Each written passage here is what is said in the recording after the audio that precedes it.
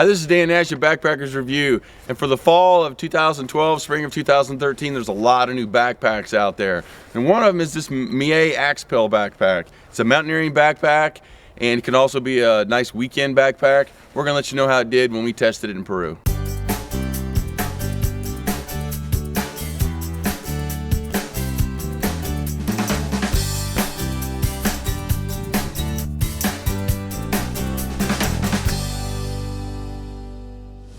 This is the Millet Axpel 48 backpack. It's a 48-liter backpack, which is originally made for mountaineering, but you can also use it for some other weekend type activities, day hiking, things like that. Some of the features on it: number one, it's got a really large lid in the top. It's exceedingly big as any pack of this size that I have ever tested. So you can put a lot of things up here, like first aid kits and snacks and a variety of different things up here in the lid. It's got a couple of access points. It's got the regular access point in the top out of the storm flap, and then it's got bottom access that basically unzips the whole bottom of it. And then inside there's a zipper compartment where you can actually have one big zipper, or you can have a sleeping bag compartment, and you can separate it up down here with this little divider. It's also got storage on the hip belts with zippered hip belt pockets, which I always like. Again, to store a small camera, lots of little small things on the hip belt, easy access to. And then it's got really deep, meshy stretch pockets on the side that are great for 1-liter water bottles or for whatever else you want to put in here.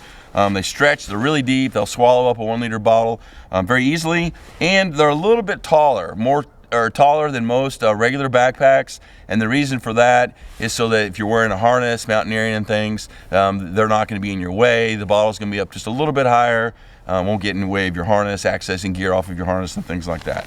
It's got points back here to hold ice tools if you're mountaineering again. It's got points on the bottom to store tents or sleeping pads, things of that nature on the bottom. And then when you flip it around, you'll see it's got a nice shoulder strap, sternum strap compartment, padded but not overly padded to help keep the weight down. But the big seller of this pack, and the best thing about this pack, is the hip belt. You can see that it's mesh, so it's a lightweight hip belt, but yet there's also a nice good padding here. The best thing is this mobility back system. As you can see, the entire hip belt swings and kind of works so that when you're hiking, it'll actually go along with your hip flexors and with your legs when you're stepping and scrambling up things. There's other backpacks out on the market that have similar type of systems. The difference between this pack and those packs is that this is much higher. Usually the pivoting point is down here low, so it's like on basically the back of your tailbone, and this one is actually up higher, so it's up more like your lumbar. And actually I think you get a lot more mobility out of this because of that. So of all the packs I've tested, 3 or 4 different packs with the hip belt system that swivels or moves around, this is probably the most mobile of any of those packs that I've tested. So even though it's lightweight, it's still tough. We tested it in Peru on a couple of 19 and 20,000 foot peaks. The pack did really well. It's durable, it's tough. So if you're looking definitely for a light mountaineering pack, 48 liters, perfect little summit pack, or if you're looking for a pack just for a weekend outing, light weekend hiking, maybe a bigger day hiking pack, definitely want to check out this Millet Axpel pack. It's not just a mountaineering pack, you can use it for a variety of functions.